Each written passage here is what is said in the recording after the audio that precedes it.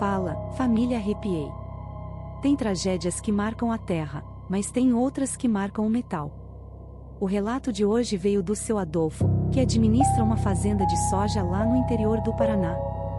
Faz exatamente uma semana que eles enterraram o capataz da fazenda, o seu Tião.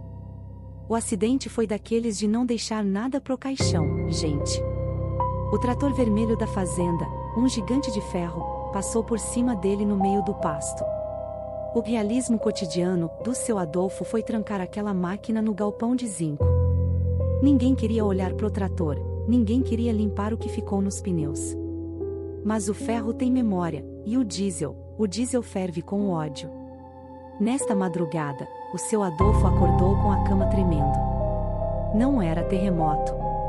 Era uma vibração de baixa frequência que vinha lá do galpão de máquinas. Ele pegou a lanterna e atravessou o pátio. O cheiro de óleo diesel estava tão forte no ar que chegava a arder os olhos.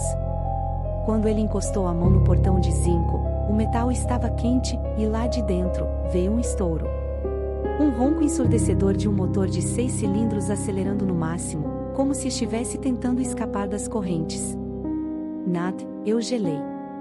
Aquele trator estava sem bateria e sem uma gota de combustível, eu mesmo tinha drenado tudo por precaução. Eu abri a porta do galpão e a fumaça preta do escapamento me cegou. Era uma fumaça densa, com cheiro de terra úmida e sangue seco. Eu apontei a lanterna para o painel enferrujado. A chave de ignição estava no meu bolso, Nat. O buraco da chave estava vazio, mas o motor roncava com uma fúria que fazia as telhas de zinco do galpão parecerem que iam voar. O volante girava sozinho, de um lado para o outro, como se alguém estivesse manobrando desesperadamente para desviar de algo, ou para atropelar de novo. O seu Adolfo disse que tentou chegar perto do manete de parada, mas o calor que saía do bloco do motor era desumano. Ele percebeu que a máquina não estava queimando diesel, ela estava queimando a agonia do seu Tião. E foi aí que o farol amarelo, aquele vidro quebrado pelo acidente, acendeu sozinho, iluminando o que estava parado na frente do pneu dianteiro. No meio daquela fumaça preta que saía do cano vertical, eu vi. Era a silhueta do capataz. Mas ele não estava inteiro, Nat. O corpo dele parecia uma sombra amassada, os ombros em ângulos errados, a cabeça pendida de um jeito impossível. Ele estava em pé, com as mãos encostadas no pneu imenso, como se estivesse tentando segurar o trator. A luz do farol atravessava o peito dele. Ele não tinha rosto, era só um vácuo de dor. O motor deu um último estouro, uma labareda saiu pelo escapamento e eu ouvi o grito do seu Tião saindo de dentro das engrenagens. Não era voz humana, era metal rangendo contra metal gritando o meu nome. Família Arrepiei, o seu Adolfo deu 3 passos para trás e caiu.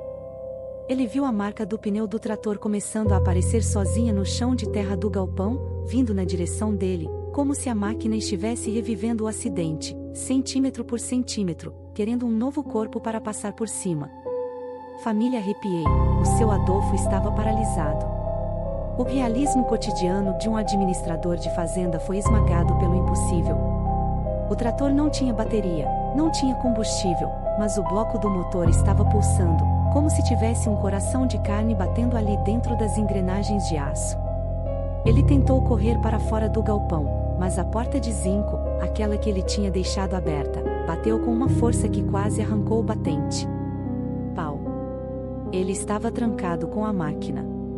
E o ronco do diesel mudou de tom, agora não era mais um motor funcionando, era um lamento rítmico, uma voz metálica que parecia dizer, falta uma peça.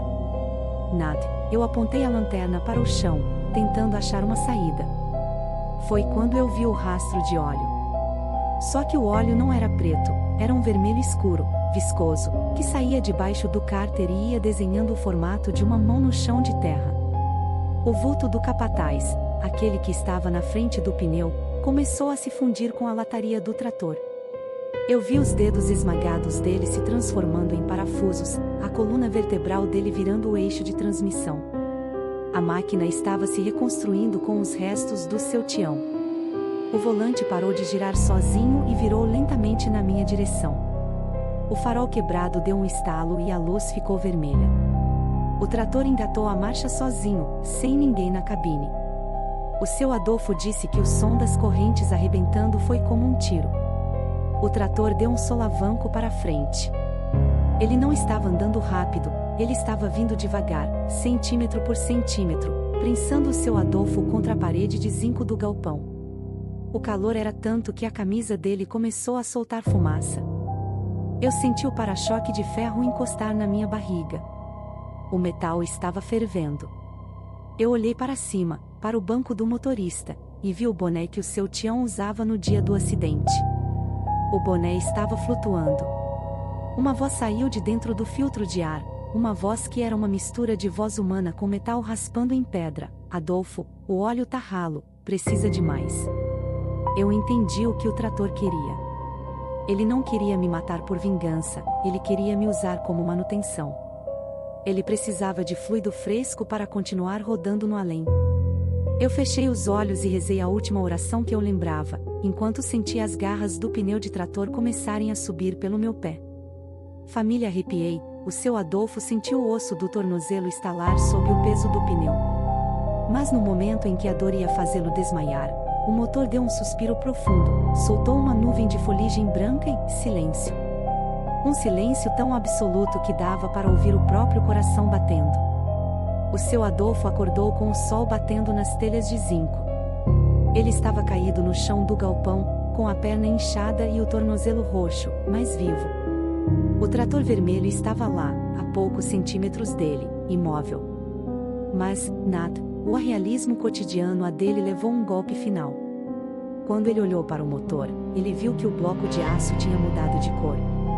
Onde antes era ferrugem, agora tinha uma textura que lembrava couro, pele humana esticada sobre o metal. Ele abriu o bocal do tanque para ver se tinha voltado a ter diesel e o que ele viu lá dentro fez ele vomitar ali mesmo.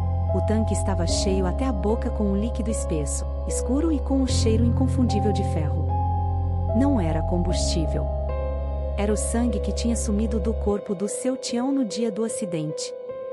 O seu Adolfo percebeu que o trator não parou por causa da oração. Ele parou porque já tinha bebido o suficiente por aquela noite. A máquina tinha se tornado um sarcófago mecânico, preservando o que restou do capataz dentro das engrenagens. O seu Adolfo não teve dúvidas, ele mandou enterrar o trator. Não foi desmontado, não foi vendido para ferro velho. Ele contratou uma escavadeira, abriu um buraco de 7 metros de profundidade no fundo da fazenda e jogou o trator vermelho lá dentro, com galpão e tudo. Ele me disse que, até hoje, em noites de lua nova, os peões da fazenda evitam passar perto daquele trecho do pasto. Eles dizem que, se você encostar o ouvido na terra, consegue sentir o chão vibrar. Não é tremor de terra, Nat. É o ronco do motor a diesel, abafado por toneladas de barro, ainda tentando dar a partida. O trator continua funcionando lá embaixo, sem ar, sem luz, apenas esperando o dia em que alguém resolva cavar o lugar errado. O seu Adolfo se aposentou. Ele diz que hoje, se vê um trator vermelho na estrada, ele encosta o carro e espera ele passar. Ele sabe que certas máquinas não aceitam o fim. Elas se tornam parte de quem elas mataram, e vice-versa. Essa história do seu Adolfo serve de alerta para quem lida com maquinário pesado. A gente acha que são apenas parafusos e pistões, mas o metal é um condutor de energia. E quando essa energia é alimentada por uma morte violenta, a máquina deixa de ser ferramenta e passa a ser predador. Se você ouvir um motor roncando onde não deveria ter ninguém, não vá conferir o óleo. E você, família, arrepiei? Já ouviu falar de máquinas viciadas em sangue? Algum trator, caminhão ou serra que parece ter vontade própria na sua região? Comenta aqui embaixo. A Nat quer saber, o que é que está guardado no galpão da sua memória? O nosso próximo relato nos leva finalmente para o sertão de Sergipe, onde um vaqueiro encontrou uma caverna com pinturas rupestres que mudam de posição conforme a fase da lua. E o que as pinturas começaram a desenhar sobre o futuro dele, bom, é de perder o sono. Até a próxima, família, arrepiei. E lembrem-se, antes de dar a partida no motor, verifique se quem está movendo as engrenagens é o diesel ou o espírito de quem ficou pelo caminho. Se você curte histórias de terror, se inscreve no canal Arrepiei.